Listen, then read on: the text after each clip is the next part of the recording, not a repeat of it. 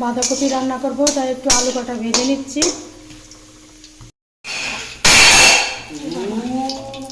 জিরে, তেজপাতা,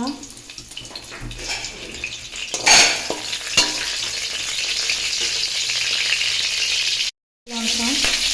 আমি তো বেশি ঝাল খাই না, তাই একটু 3টে কাঁচা লঙ্কাই দিলাম। ঘরে থাকা সামান্য নর্মাল, একদম নর্মাল রান্না করছি। থেকে ভাপিয়ে রেখেছিলাম বাঁধাকপি। জিরের গুঁড়ো, হলুদ,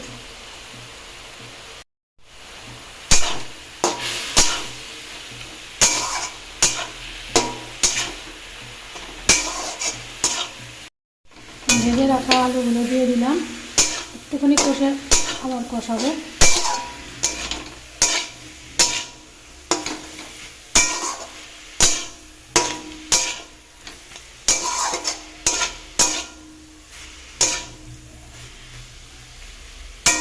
যারা মাছ খায়, মাছের মাথা দিয়েও এটা রান্না করতে পারে। আমরা তো নিরামিষ খাই, নিরামিষ রান্না করলাম।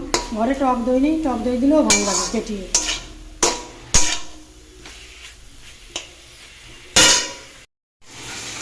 সামান্য ভাজা মশলা দিয়ে দিলাম।